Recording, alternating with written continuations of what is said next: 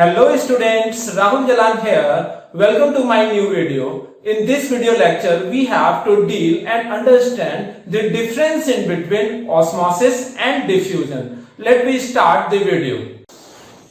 तो स्टूडेंट सबसे पहले हम लोग ऑस्मोसिस के बारे में जानते हैं कि ऑस्मोसिस होता क्या है।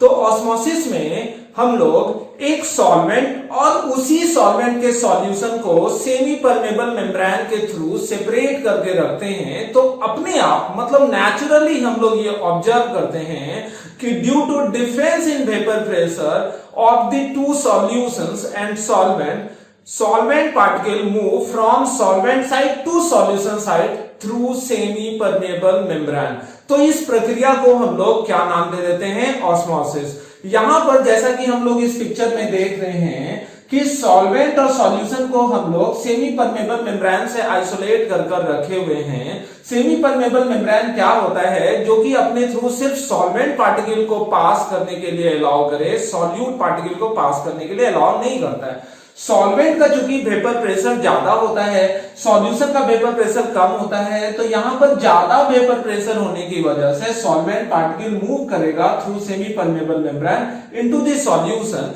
और इस फेनोमेनन को हम लोग क्या नाम दे देते हैं? ऑस्मोसिस। डिफ्यूजन क्या होता है कि अगर दो सॉल्यूशन डिफरेंट कंसंट्रेशन के दो सॉल्यूशन को हम लोग आइसोलेट करके रखें किसी सेपरेटर के थ्रू, और जैसे हम लोग सेपरेटर को वहां पर से हटाएंगे तो ऑटोमेटिकली दोनों सॉल्यूशन आपस में इंटरमिक्स होगा और एक नया सॉल्यूशन बनेगा जो कि होमोजेनियस सॉल्यूशन होगा। जैसा कि यहां पर फिगर में हम लोग देख रहे हैं कि ये दो सॉल्यूशन है और दोनों सॉल्यूशन के कंसंट्रेशन अलग हैं, जिसको कि हम लोग एक सेपरेटर से यहां पर अलग किए हुए हैं। जैसे हम लोग सेपरेटर हटाएंगे तो ये दोनों सॉल्यूशन का पार्टिकल आपस में ऑटोमेटिकली इंटरमिक्स होगा और ये होमोजेनियस सॉल्यूशन बनेगा। तो यहाँ जो दोनों सॉल्यूशन का पार्टिकल आपस में इंटरमिक्स होता है, तो इस प्रक्रिया को हम लोग क्या नाम दे देते हैं? डिफ्यूजन। कहने का तात्पर्य ये हुआ कि diffusion as well as osmosis both are natural phenomenon, यानी कि दोनों का दोनों खुद ब खुद होता है। ओके, और साथ ही साथ दोनों में पार्टिकल्स का मूवमेंट होता है। क्या अंतर होता है डिफ्यूजन में और ऑस्मोसिस में, वो हम लोग एक एक करके देखते हैं। सबसे पहला आसान सा अंतर तो ये होता है कि जब ऑस्मोसिस होता है तो ऑस्मोसिस के दौरान सिर्फ सॉल्वेंट पार्टिकल एक साइड से दूसरे साइड आता है, सॉल्यूट पार्टिकल का मूवमेंट नहीं हो सकता है। लेकिन डिफ्यूजन में क्या होता है? सॉल्यूट पार्टिकल और सॉल्वेंट पार्टिकल दोनों एक जगह से दूसरे जगह मूव होता है during the process of diffusion. दूसरा अंतर ये होता है ऑस्मोसिस और डिफ्यूजन में कि ऑस्मोसिस के दौरान सेमी परमेबल मेम्ब्रेन के थ्रू सॉल्वेंट पार्टिकल एक जगह से दूसरे जगह मूव करता है। सॉल्यूट पार्टिकल के नहीं मूवमेंट का वजह सेमी परमेबल मेम्ब्रेन ही होता है।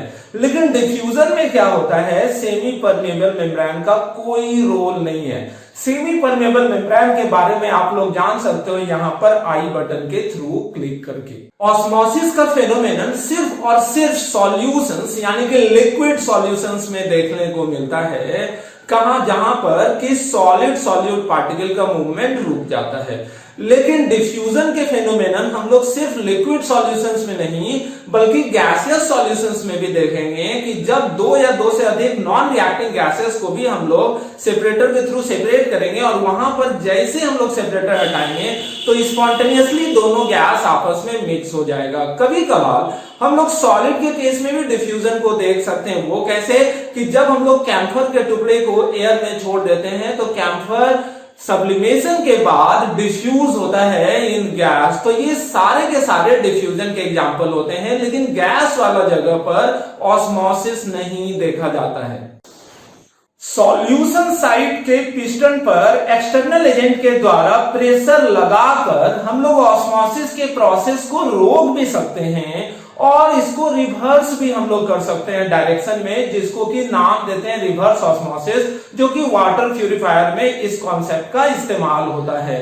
लेकिन डिफ्यूजन को ना तो रोका जा सकता है और ना ही इसको रिवर्स किया जा सकता है। क्यों? क्योंकि जब दो सॉल्यूशन आपस में मिक्स हो गया तो किस परिस्थिति में या कैसे हम लोग उसको रिवर्स करके अलग कर सकते हैं स्पॉन्टेनियसली, ऐसा नहीं हो सकता है।